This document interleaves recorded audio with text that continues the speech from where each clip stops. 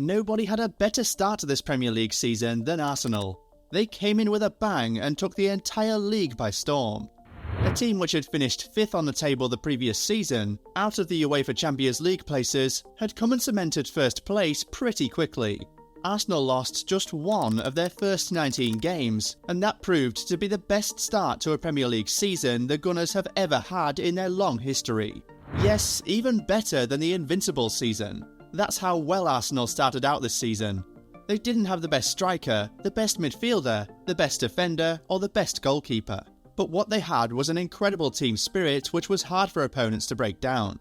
They also did not have the most experienced coach, but he had a very clear vision. And when it comes to tactics, he learned from the very best. Mikel Arteta did some business in the window, and from the moment the season started, he had Arsenal playing like a proper team. While Man City struggled to string 4 wins together, Arsenal were busy flying high with win after win. But the second half of the season came, and the story slowly began to change. A loss to Everton, draw against Brentford, and a loss to Man City in February gave us an early glimpse of the collapse that was to come for the Gunners later in the season.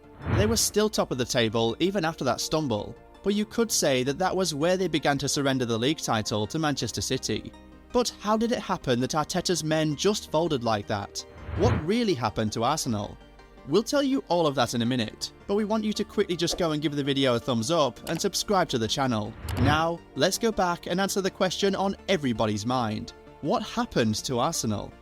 Well, a bunch of things to be honest. Firstly, they had a very thin squad for a title race, and that's why they did well in the first half of the season, but started to stumble later on. Everybody had fresh energy at the beginning, and so they were playing at an optimal level. But in the second half of the season, everything began to change. Some key players like Saka, Jesus, Martinelli, Partey and Xhaka had gone to the World Cup and so had no rest. Also, the game started coming in thick and fast, with Arsenal competing in 4 different competitions. But they just did not have the squad depth to compete favourably. When the first team players started to get fatigued, the gaffer did not have enough players of equal quality to bring on from the bench. And then, to make matters worse, they got plagued with injuries. At different points in the season, Gabriel Jesus, Tomiyasu, Martinelli, Zinchenko and Saliba were out injured.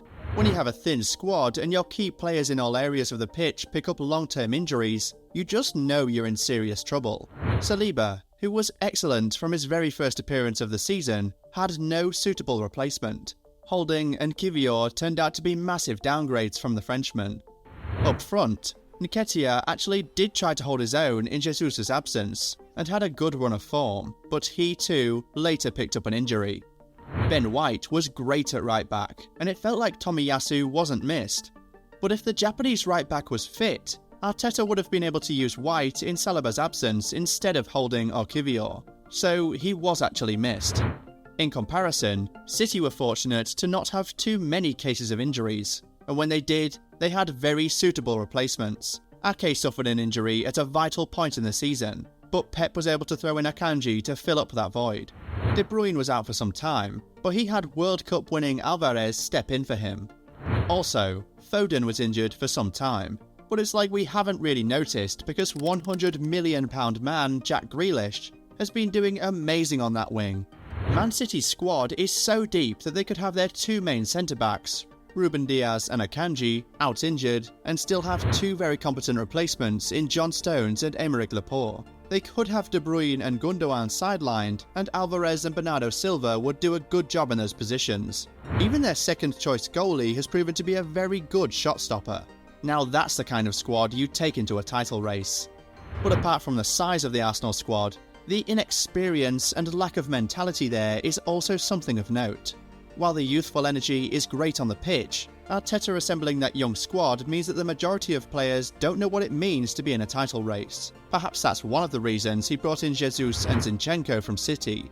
But apparently, that wasn't enough. Especially because these 2 guys were out injured for a sizable amount of time in the second half of the season when they were needed the most. The second half of the season is the most important period in a title race.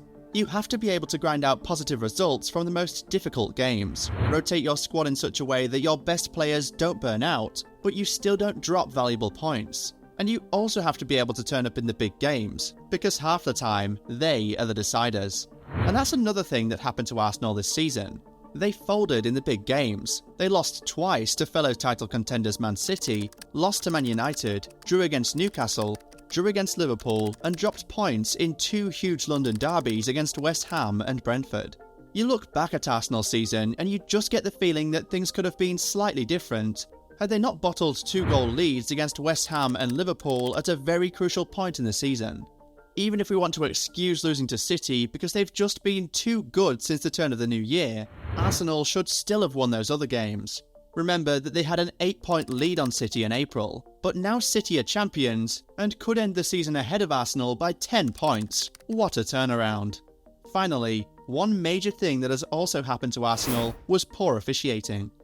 The Gunners dropped some very vital points this season by no fault of theirs. We mentioned them not being able to get a win in a big London derby against Brentford, but they should actually have won that game.